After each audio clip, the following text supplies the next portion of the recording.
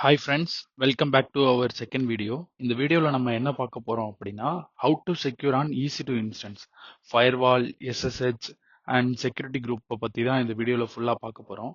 ரெண்டு இன்ஸ்டன்ஸோட லான்ச் பண்ணி அதோட டெமோ யூஸ் பண்ணி நம்ம எப்படிலாம் இந்த வீடியோவை எவ்வளோ டீப்பாக நம்ம உள்ளே போயிட்டு நம்ம எப்படி செக்யூரிட்டி குரூப் அண்ட் SSH கற்றுக்கலாம் நம்ம பார்க்கலாம். ஃபர்ஸ்ட் நார்த்தன் விர்ஜீனியாவில் நம்ம ஒரு EC2 இன்ஸ்டன்ஸை லான்ச் பண்ணலாம்.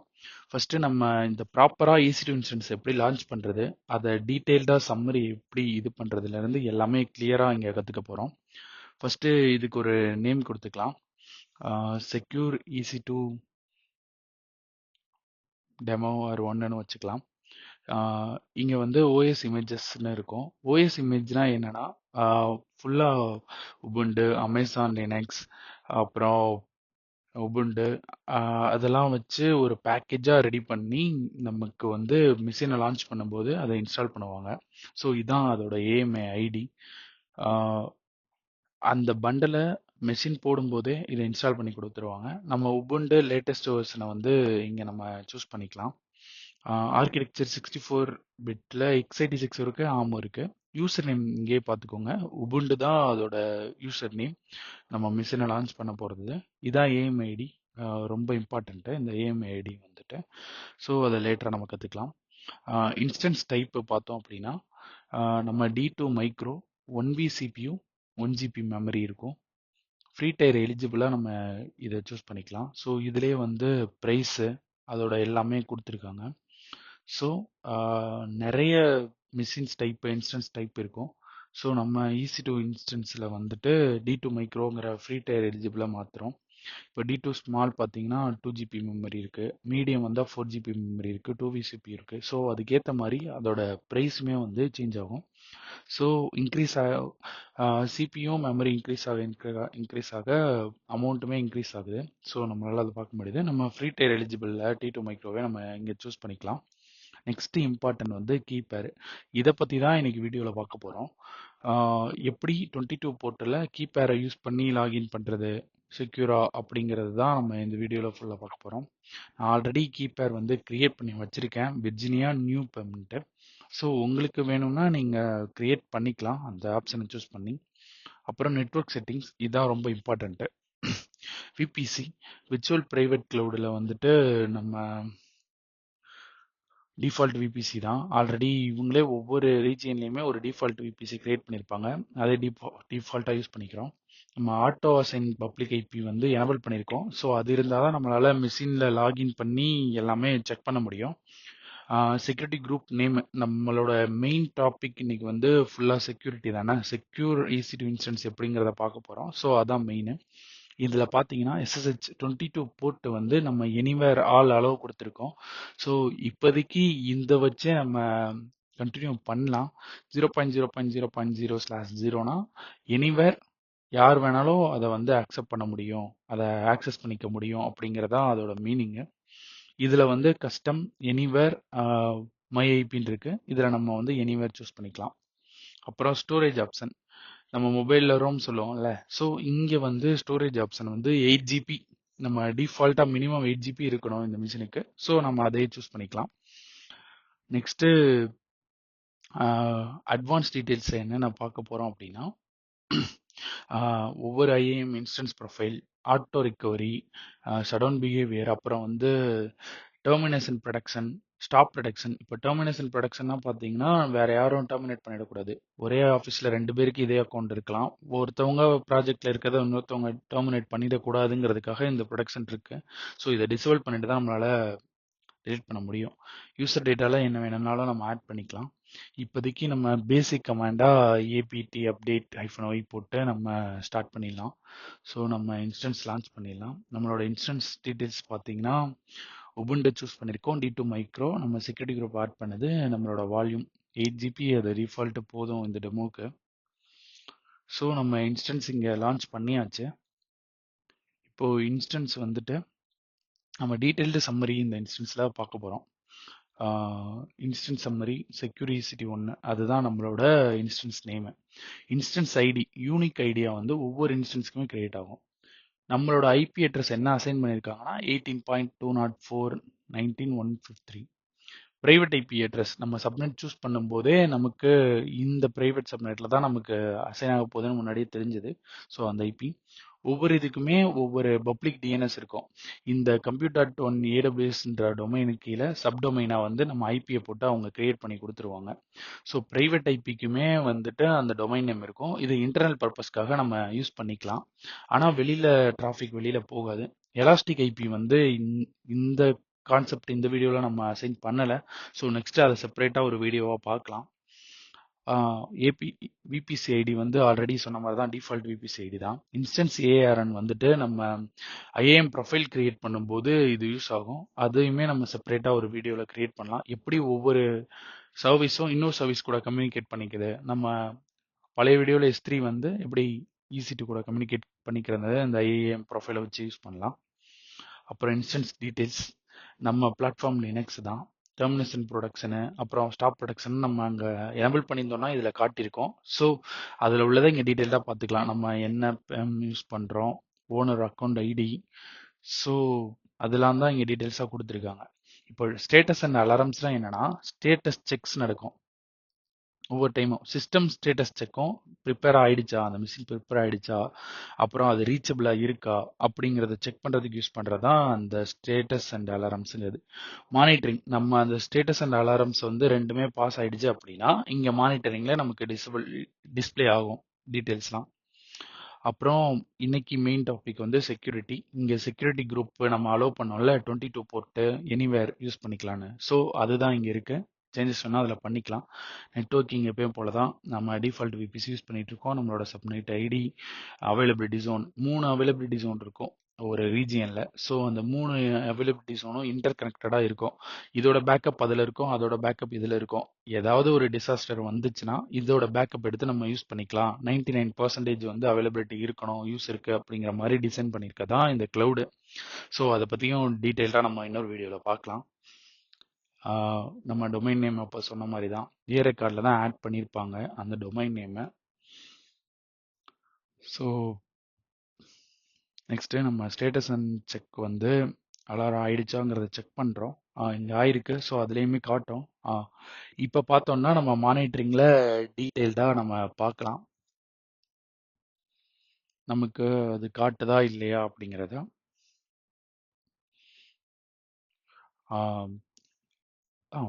மெஷின் வந்து இப்போ வந்து இன்னொரு மெஷின்லேருந்து ரீச் ஆகுது. சிஸ்டம் ஸ்டேட்டஸ் வந்து இப்போ உங்களுக்கு அவைலபிளாக இருக்குது அப்படிங்கிறத காட்டுறதான். இதுலேயுமே மெட்ரிக்ஸ் இருக்கும். எப்போல்லாம் டவுன் ஆயிருக்கு, எப்போல்லாம் வந்து அப்பில் இருக்குது. ஸோ இந்த மாதிரி டீட்டெயில்ஸாக நம்ம எது டவுன் ஆயிருக்குங்கிறதையும் நம்ம இந்த டேஷ்போர்டில் பார்த்துக்கலாம். அப்போ வந்து நோ டேட்டான்னு காமிச்சது இல்லையா, இப்போ வந்துட்டு டேட்டாலாம் காட்டுது. ஸோ இதுதான் இங்கே காட்டியிருக்காங்க. நெட்வொர்க் பாக்கெட்ஸ் எவ்வளோ அவுட் ஆகுது, இன் ஆகுது, அதோட கேபி சைஸ் என்ன பைட்டில் போட்டிருக்காங்க. ஸோ அதெல்லாம் நம்ம பார்க்கலாம். அதான் நம்ம பப்ளிக் ஐபி. இப்போது 4 டைப் ஆஃப் கனெக்ட் நம்ம மிஷின்குள்ளே லாகின் பண்ணுறதுக்கு 4 டைப் ஆஃப் இருக்குது. நம்ம EC2 இன்ஸ்டன்ஸ் கனெக்ட் யூஸ் பண்ண போகிறோம். ஆல்ரெடி சொன்னால யூசர் நேம் அங்கே வந்துட்டு ஓஎஸ் இமேஜ் சூஸ் பண்ணும்போதே போட்டிருந்தாங்க உபுண்டுன்ட்டு. ஸோ அதே யூசர் நேம் தான் இங்கே கொடுத்துருக்கோம். இப்போது இதான் நம்மளோட பப்ளிக் ஐபி. இதுக்குள்ளே தான் இப்போ லாகின் பண்ணி போக போகிறோம். நம்ம இங்கே கனெக்ட் கொடுக்கலாம். கனெக்ட் கொடுத்தோடனே நமக்கு இப்போ ரேண்டமாக ஒரு ஏடபிள்யூஎஸ்ல இருக்கிறத வழியா நமக்கு ரேண்டமாக இதை வந்து பண்ணி காட்டுவாங்க. இப்போ 22 போட்டு அலோ ஆல்ல இல்லைன்னா இது வந்து ஆக்சுவலி ஒர்க் ஆகாது. இதோட டெமோவுமே நம்ம இப்போ பார்க்கலாம். ஃபஸ்ட்டு ஏபிடி அப்டேட் கொடுத்து நம்ம கொடுத்துடலாம். ரூட்டாக மாறிட்டு நம்ம கொடுப்போம். முதல்ல ஆக்சஸ் இருக்காது. ஏபிடி அப்டேட் கொடுக்குறோம்.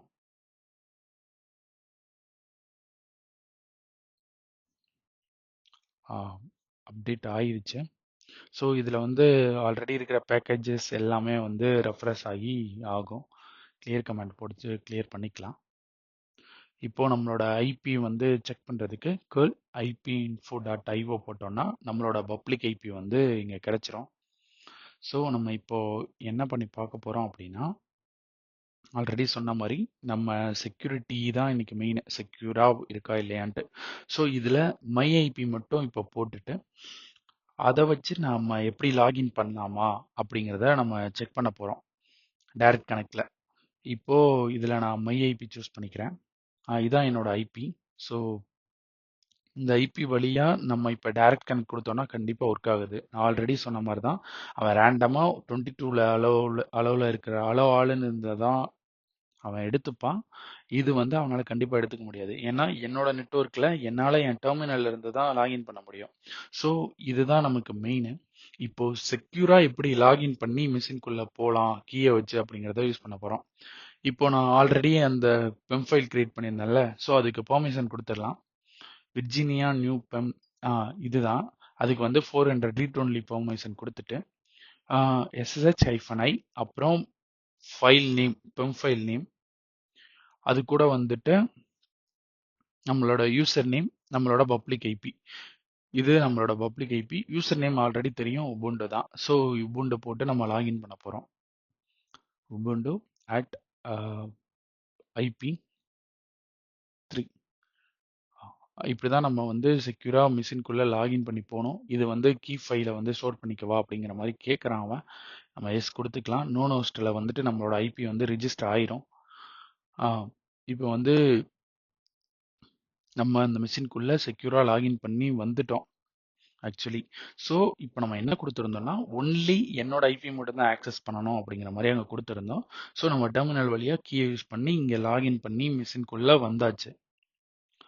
ஸோ இதுதான் வந்துட்டு செக்யூர் லாகின்.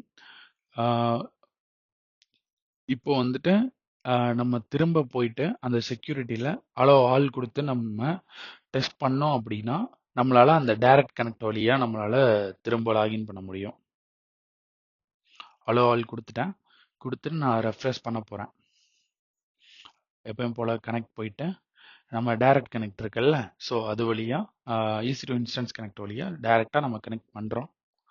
இப்போ வந்து எபிள் டு லாகின் பண்ண முடியும். ஏன்னா 000 கொடுத்துருக்கோம். ஆனால் அது பெஸ்ட் ப்ராக்டிஸ் கண்டிப்பாக கிடையாது. உங்களுக்கு பார்க்கறதுக்கு ஒர்க் பண்ணுறதுக்கு ஈஸியாக இருக்கலாம், ஆனால் ஹேக் பண்ணுறதுக்கும் நமக்கு சான்ஸ் இருக்குது. ஸோ அதே டைமில் நம்ம 2 இன்ஸ்டன்ஸை வச்சு ஒரு டெமோ பார்க்கலாம் சொன்னால, நெக்ஸ்ட் லெவல் டெமோ. ஸோ இதை எப்படி செக்யூர் பண்ணுறது அப்படிங்கிறத வந்து நம்ம இந்த டெமோ மூலமாக பார்க்கலாம். இன்னொரு இன்ஸ்டன்ஸை வந்து இது வேற ரீஜியன், ஓகியோங்கிற ரீஜியன். இந்த ரீஜியனில் நம்ம 2வது இன்ஸ்டன்ஸை வந்துட்டு லான்ச் பண்ணலாம். Same Ubuntu. இது நம்ம பெருசாக யோசிக்க வேணாம். இதில் வந்து ஒரு கீப்பர் யூஸ் பண்ணிட்டு எப்பயும் போல தான் எல்லாத்தையும் அளவு கொடுத்துட்டு நம்ம லாகின் பண்ணிடலாம். HTTPS 8யும் 443யும் ஓப்பன் பண்ணியிருக்கோம். பண்ணிட்டு லாகின் பண்ணிட்டோம். மெஷின் லான்ச் பண்ணியாச்சு. இங்கே வந்துட்டு நம்ம நெக்ஸ்ட் லெவல் நம்ம மெஷின்குள்ள இப்போ செக்யூரிட்டி குரூப்புங்கிறது விர்ச்சுவல் ஃபயர்வால், அது வெளியில இருக்கும். நம்ம இப்போ என்ன பண்ண போறோம் அப்படின்னா, மெஷின்குள்ளேயே வந்து ஒரு ஃபயர்வால் கிரியேட் பண்ண போறோம். அதோட நேம் வந்து UFWங்கிற டூலு. இந்த டூலை இன்ஸ்டால் பண்ணிட்டு இதை எனபிள் பண்ணி நம்ம மெஷின்குள்ள இருந்து எப்படி செக்யூரா வச்சுக்கலாம் அப்படிங்கிறதையும் இந்த வீடியோல பார்க்க போறோம். sudo UFW போர்ட் 8யும் ஃபர்ஸ்ட் வந்து SSH போர்ட் எப்பவுமே அளவுல இருக்கணும். சப்போஸ் இது வந்து மாத்தி போட்டோம்னா லாக் ஆயிடும், நம்மளால லாகினே பண்ண முடியாது. ஸோ அதனால ஓப்பன் SSH அலோவ் பண்ணிட்டு நம்ம எனபிள் பண்ணிடலாம். இங்க வந்து எனபிள் கேட்கும்போது கேட்டுட்டு நம்ம கொடுத்தாச்சு. ஸோ நெக்ஸ்ட் என்ன பண்ண போறோம்னா, UFW நம்ம வந்து 2 போட்டு ரேண்டமா, இந்த ரூல் வந்து பேசிக்கா இவ்வளவுதான். அலோவா டெனியா அந்த மாதிரி இருக்கும். நம்ம 443யும் 8யும் அலோவ் பண்ணிடலாம். அலோவ் பண்ணியாச்சு. இப்போ என்னன்னா, இதான் ஃபர்ஸ்ட் நம்ம லான்ச் பண்ண மிஷின். இதுல UFW இன்ஸ்டால் பண்ணி 2 ரூல்ஸ் போட்டாச்சு. நெக்ஸ்ட் அந்த ஓகே லான்ச் பண்ண மிஷின்ல இருந்து இந்த மிஷினை எப்படி நம்மளால கனெக்ட் பண்ண முடியுதா இல்லையா அப்படிங்கிறத ஃபுல்லா செக் பண்ணலாம். ஸ்டேட்டஸ் செக் இந்த ஓகியோ மிஷின்ல செக் பண்றோம். திரும்ப ரெஃப்ரெஷ் பண்ணி பார்க்கலாம். எஸ், நம்ம இப்போ லாகின் பண்ண ட்ரை பண்ணலாம். இதில் டைரக்ட் கனெக்ட் வழியாகவே போகலாம். ஏன்னா 22 வந்து ஆள் தானே கொடுத்துருக்கோம். ஸோ நம்மக்கிட்ட இப்போ 2 மிஷின் இருக்குது. ஒரு மிஷினில் UFW இன்ஸ்டால் பண்ண மிஷினும், இன்னொரு மிஷின் வந்து எதுவுமே இன்ஸ்டால் பண்ணாத மிஷினும் இருக்குது. நம்ம இந்த மிஷின்லேருந்து அந்த மிஷினை எப்படி ஃபயர்வால் மூலமாக அந்த UFW என்ன பண்ணுது அப்படிங்கிறத செக் பண்ண போகிறோம். நம்ம கேர்ள் IP இன்ஃபோ போட்டு இந்த மிஷினோட IP எடுத்தாச்சு. ஸோ அந்த மிஷினோட ஐபி 18ல ஸ்டார்ட் ஆகும். இந்த மிஷினோட ஐபி 13ல ஸ்டார்ட் ஆகும். நம்ம நெட்கெட் கமாண்டை போட்டு அந்தோட ஐபியை போட்டு இங்கிருந்து அலோவ் பண்ண முடியுதா, என்னால் ஒர்க் பண்ண முடியுமா அப்படிங்கிறத நம்ம செக் பண்ணலாம். ஆல்ரெடி நம்ம ஓப்பன் எஸ்எஸ்ஹெச் வந்து அதில் ஓப்பன் பண்ணி வச்சுருக்கோம் இல்லையா? ஸோ இந்த 18 ஐபியை 3.ip இருந்து நம்ம போட்டு செக் பண்ண போகிறோம். 22 போட்டு அளவில் தான் இருக்குது. ஸோ வந்து இங்கே சக்சீடுன்னு காட்டிடுது. ஸோ இப்போ என்ன ஆகும் அப்படின்னா, நம்ம வேற போர்ட்டை வச்சு ரியல் டைம்ல எப்படி இந்த ஃபயர்வால் ஒர்க் ஆகுது, இது எப்படி செக்யூரா நம்ம மிஷினை வச்சுக்க போகுது அப்படிங்கிறத நம்ம இப்போ செக் பண்ண போறோம். இப்போ இதுதான் நம்ம ஃபர்ஸ்ட் லான்ச் பண்ண மிஷின். ஸோ இப்போ நம்ம அந்த மிஷின்ல இருந்து இந்த மிஷினுக்கு வந்து வேற ஏதாவது ஒரு போர்ட்டை வச்சு நம்ம செக் பண்ணி பார்க்கலாம். அது மூலமா நமக்கு வந்து ஒரு ஐடியா கிடைக்கும். ஹெச்பிங்னு ஒன்று இருக்கு. நம்ம என்னதான் வந்து போர்ட் ஓப்பன்ல இருந்தாலும் போர்ட் லிசனே ஆகலைனாலும் நம்ம அதை வச்சு செக் பண்ண முடியும். இப்போ நான் வந்து 22 இல்லாம 54443 போட்டிருக்கேன். ஸோ இது இல்லை. ஸோ நோ ரெஸ்பான்ஸ் வருது. அதனால என்ன தெரியுதுன்னா அந்த போர்ட் ஓப்பன்ல இல்லை அப்படின்னு அர்த்தம். ஆனா நம்ம 80 வந்து யூஎஃப்டபிள்யூல அலோவ் பண்ணியிருந்தோம். ஆனா நம்ம செக்யூரிட்டி குரூப்ல அலோவ் பண்ணல. ஸோ இது வந்து விர்ச்சுவல் ஃபயர்வால்லையே இது பிளாக் ஆகி நின்றுது. ஸோ நம்ம இப்போ என்ன பண்ண போறோம்னா அங்க போயிட்டு செக்யூரிட்டி குரூப்ல நம்ம 80 போர்ட்டையும் 443 போர்ட்டையும் ஓபன் பண்ணி விட போறோம். 80 போர்ட்டுக்கு வந்து ஒன்றும் இல்லை, ஹெச்டிடிபியை நம்ம ஓபன் பண்ணணும். எஸ், ஹெச்டிடிபியை மட்டும் ஓபன் பண்றோம். எனிவேர் கொடுத்துடலாம், ஏன்னா இது வேற ஐபி இல்லை. ஸோ இங்கேருந்து நம்ம இப்போ என்சி போட்டால் கண்டிப்பாக அது கனெக்டட் காட்டணும். ஆனால் இது கனெக்ஷன் டிஃப்யூஷன் காட்டுது, முன்னாடி எந்த ஆன்சரும் வரல. ஸோ இதுலேருந்து என்ன தெரியுதுன்னா 80 போர்ட்டை ரீச் பண்ண முடியுது, ஆனால் அங்கே எதுவுமே லிசன் ஆகலை அப்படிங்கிறது தான் இதோட மேட்ரு. நம்ம ஹெச்பிங்னு ஒரு டூல் இருக்கு. இது வழியாக நம்ம என்ன பண்ணலாம் அப்படின்னா அதுலேருந்து ரெஸ்பான்ஸ் கிடைக்குதா இல்லையா அப்படிங்கிறத நம்ம செக் பண்ணலாம். ஸோ நம்மக்கிட்ட ஹெச்பிங் இல்லை. ஸோ ஹெச்பிங் இன்ஸ்டால் பண்ணலாம். ஓகே, ரூட்டா ஃபர்ஸ்ட் மாறிட்டு அதுக்கப்புறம் நம்ம இதை இன்ஸ்டால் பண்ணலாம். ஓகே, ரூட்டா மாறுறதுக்கு சூடோ எஸ்யூ போட்டுக்கலாம். ரூட்டா மாறிட்டு நம்ம ஹெச்பிங்கை இன்ஸ்டால் பண்ணிட்டு நம்ம செக் பண்ணி பார்க்கலாம். ஏபிடி அப்டேட் கொடுத்துட்டு தென் இந்த பேக்கேஜ்லாம் அப்டேட் ஆன உடனே நம்மளால ஹெச்பிங்கை வந்து இப்போ இன்ஸ்டால் பண்ண முடியும். ஸோ இன்ஸ்டால் பண்ணதும் நம்ம எப்படி இந்த ஹெச்பிங் ஒர்க் ஆகுது, அதை வச்சு எப்படி ரியல் டைமாக யூஎஃப்டபிள்யூல இருந்து நம்ம ஒர்க் ஆகுறது எப்படி கண்டுபிடிக்கலாம் அப்படிங்கிறத வந்து பார்க்கலாம். இப்போ ஹெச்பிங் 3 இன்ஸ்டால் பண்ணியாச்சு. ஸோ நம்ம இப்போ என்ன பண்ண போறோம்னா நம்மளோட இந்த மிஷின்ல இருந்து அங்கே 80 போர்ட் ஓப்பன் பண்ணியிருக்கோம்ல, ஸோ அதை வந்துட்டு நம்ம செக் பண்ண போறோம். அதோட ஐபி எடுத்துக்கிறோம். ஐபி எடுத்துட்டு இந்த ஹெச்பிங்கோட கமாண்டில் வந்து சோர்ஸு போர்ட் 80 அதில் வந்து போட்டோம்னா நமக்கு வந்து இங்கே ரெஸ்பான்ஸ் வருது. கரெக்டா? ஸோ வந்து இதனால என்ன பண்ண முடியுதுன்னா அங்கே போர்ட் 80 வந்து என்னால்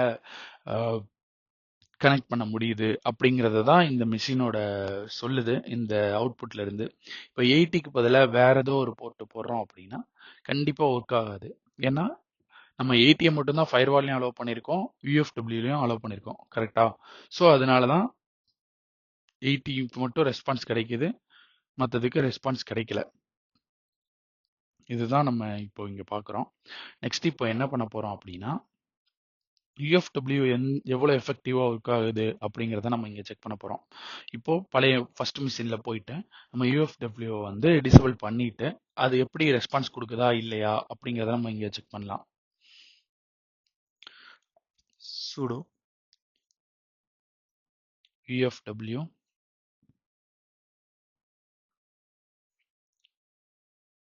டிசபிளோ இல்லை நம்ம அந்த இதை வந்து டெனி கொடுத்துட்டு நம்ம வந்து அது அளவு ஆகுதா இல்லையாங்கிறத செக் பண்ணலாம். டெனி கொடுத்துட்டு நம்ம செக் பண்ணுவோம் 80. ஸோ இப்போ வந்து ரெஸ்பான்ஸ் வரக்கூடாது. கரெக்டா? ஏன்னா நம்ம இங்கே டெனி கொடுத்துருக்கோம் மெஷின் லெவலில், நம்ம ஐபி டேபிள்ஸில் ஓப்பனில் தான் வச்சுருக்கோம். ஸோ நமக்கு நம்ம நினச்ச மாதிரியே இங்கே வந்து ரெஸ்பான்ஸ் வரல. ஸோ இங்கே என்ன என்ன நடக்குது அப்படின்னா நம்ம மெஷின்குள்ளே இருக்கிற ஃபயர்வால் வந்து நம்ம சேஃபாக பார்த்துக்குது, எந்த ஒரு அட்டாக்கும் இதன் மூலமாக வராது. ஸோ இப்போ டிசபிள் பண்ணிடலாம். டிசபிள் பண்ணிட்டு நம்ம இப்போ பண்ணோம்னா கண்டிப்பாக ஒர்க் ஆகணும். ஏன்னா நம்ம செக்யூரிட்டி குரூப்பில் அதை ஓப்பன் பண்ணி வச்சுருக்கோம். ஸோ இங்கே வந்து யூஎஃப்டபிள்யூ டிசபிள் கொடுத்துட்டு நம்ம திரும்ப அதே 80 போர்ட்டுக்கு வந்து இங்கே செக் பண்ணி பார்க்கலாம். இப்போ 80 போர்ட்டுக்கு ரெஸ்பான்ஸ் கண்டிப்பாக வரணும். வருது. ஸோ இதுலேருந்து என்ன தெரியுது அப்படின்னா, நம்ம யூஎஃப்டபிள்யூங்கிற இன்டர்னலா மிஷின்குள்ள ஒரு ஃபயர்வால் ரன் பண்ணிக்கலாம். அப்புறம் வெளியில ஒரு ஃபயர்வால் ரன் பண்ணிக்கலாம். ஸோ இந்த 2 மூலமா நம்ம மெஷினை ரொம்ப செக்யூரா வச்சுக்கலாம். இதுதான் இன்னைக்கு டேக்கு நம்ம பார்க்குற கான்செப்ட். எவ்வளோ செக்யூரா நம்ம ஈசி2 யூஸ் பண்ண போறோம் அப்படிங்கிறது. ஸோ இன்னும் நிறைய டூல்ஸ் இருக்கு நம்ம செக்யூரா யூஸ் பண்றதுக்கு. லாக் பண்றது, அப்புறம் வந்து ரூட் லாகினை ரிமூவ் பண்றது, அப்புறம் வந்துட்டு செக்யூரா ஒரு பாஸ்வேர்டை மட்டும் போட்டுட்டு எம்எஃப்ஏ ஆட் பண்றது. ஸோ நிறைய இருக்கு. கண்டிப்பா நம்ம மிஷின் லான்ச் பண்ணிட்டு அதை டெர்மினேட் பண்ணிடணும், இல்லைன்னா காஸ்ட் ஆகும். ஸோ நம்ம கண்டிப்பா 2 மிஷின் லான்ச் பண்ணோம், 2 டெலீட் பண்ணிடலாம். ஸோ இதான் ஃப்ரெண்ட்ஸ். மற்ற மற்ற கான்செப்ட்லாம் நம்ம அடுத்தடுத்து வர்ற வீடியோ சீரீஸ்ல கண்டிப்பா பார்க்கலாம். ஸோ 2 மிஷினையும் டெர்மினேட் பண்ணிட்டு ஸோ சேஃபாக யூஸ் பண்ணிக்கலாம். கீயை வந்து பெம் கீயை வந்து எவ்வளோ சேஃபாக வச்சுக்க முடியுமோ அவ்வளோ சேஃபாக வந்து வச்சு யூஸ் பண்ணிக்கோங்க. ஸோ பெம் ஃபைலுங்கிறது இங்கே பெரிய இம்பார்ட்டன்ட் ரோலு. ஸோ அதை செக்யூராக வச்சுட்டு நம்ம ஒரு யூஸரை கூட கிரியேட் பண்ணி அந்த யூஸரை வச்சு நம்ம லாகின் பண்ணி அதுக்கு ஒரு எம்எஃப்ஐ கிரியேட் பண்ணி கூட நம்மளால பண்ண முடியும். Thank you friends.